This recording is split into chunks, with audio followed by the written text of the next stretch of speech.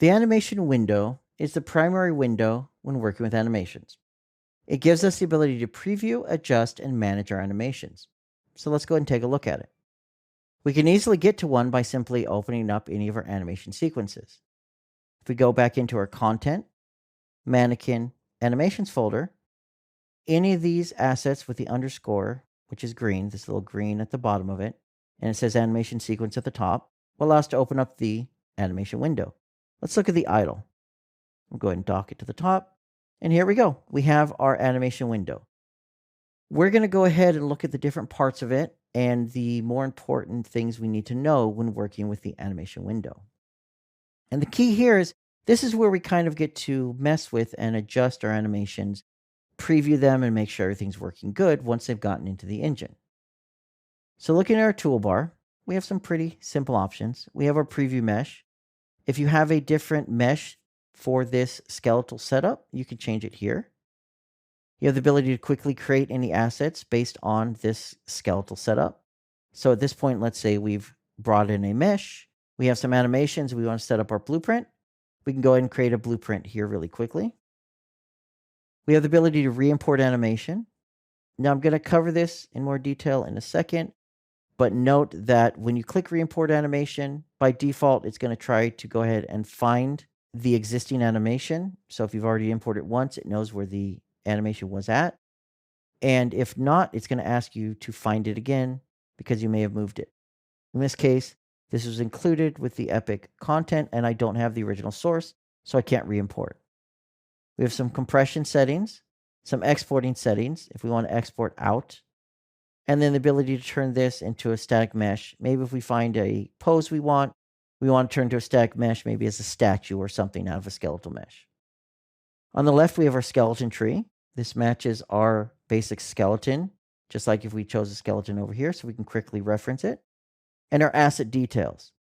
We're going to cover that in more detail in a second. On the right, we have details about what maybe we have selected inside of our viewport. In this case, if I have a bone selected, we can see the information about it. Preview scene settings is where we can change the viewport preview. So we could change it to maybe a specific pose or animation, change the background and lighting. We're just going to keep this as the default. At the bottom, we have our animation timeline. This is where we can see the animation playing back, as well as anything specific to it. Notifies, curves, additive layer tracks, blends, things like that. And on the bottom right, we have our asset browser. This will show us all of the animations that are currently available to us for the skeleton that we are working with. You could, for example, have 3 or 4 different skeletons. You're only going to see the animations that are applicable for what you currently have up. So the other comparable and compatible ones. So let's take a look at our asset details. So inside of here, this is the third-person idle animation that I have loaded up. We can see things like if we're retargeting, if we have retargeting manager set up. We can see the different animation track names or the different bones basically that are being animated inside of this animation. We can see what type of interpolation it has, where you can adjust it if you want linear or stepping. The rate scale, how fast does this animation play back? Normal speed, 1.0. Faster would be a higher number like 2. Lower would be a fractional number like 0.5. As well as which skeleton, assets, and mapping tables we might be using. In this case, this is our mannequin skeleton assigned to this animation. Below this, you have some additive animation settings. We're not going to cover those in this course, but if you're using additive animations, this is where you'd set them up. We have some compression settings. By default, it's going to go ahead and try to compress your animation. You might run into artifacts, for example, depending on how your animation is set up, so you could always adjust this here. If we're using root motion, we are not in this case. Our root is going to be stuck at the bottom of our character. If we go to character, bones, all hierarchy, and we zoom into the bottom, we'll go to our skeleton tree and we will choose the root bone. You can see it here. And if we scrub through our animation, you'll notice our root doesn't change. But if you do have root motion, you have the ability to enable it here and change its settings. Now below this, we have our import settings. And our transform section technically applies to import as well. You'll see it says import, import, import. It's just in a different header. If we click show advanced, we have a bunch of options. If you are using your own animations brought in from a third-party program, when you bring it in, you're going to get some import options, and those are all of these settings here.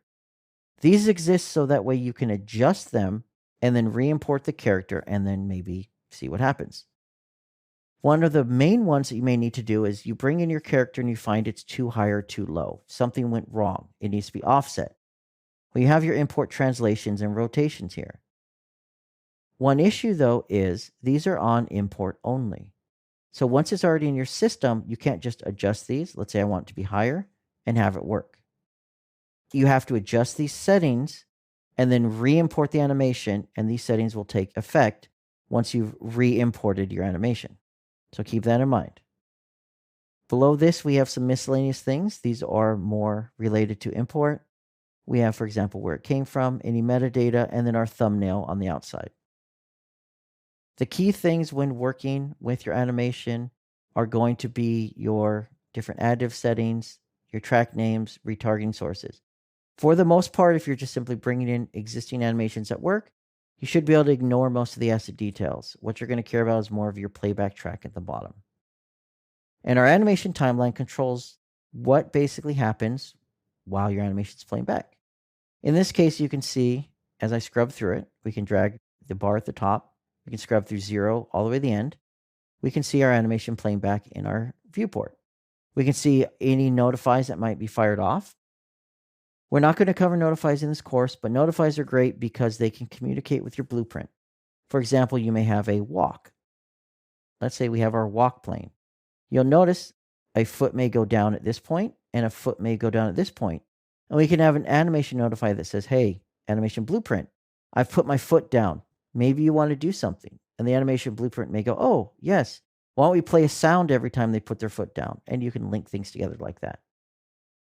These are for morph targets or blend shapes for your curves. For example, you might have something growing or shrinking and using a morph target, and you can see it here on your curves. And additive layer tracks are when we want to adjust these animations in the engine and layer on some changes, so that way we can adjust it without using our third-party program. When we create our custom animation for later, we're going to be using the additive layer tracks.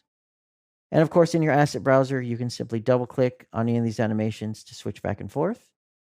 At the bottom, you have things such as fast forwarding, rewinding, recording your own animation based on what you're doing inside the engine, scrubbing back and forth. If you hold down the Control key and use your mouse wheel, that allows you to zoom in and out of your timeline. You can also adjust what frame rate and sections you see at the bottom and scrub back and forth. That is the basics of our animation window that you use when you want to work with your animation sequences inside of Unreal Engine.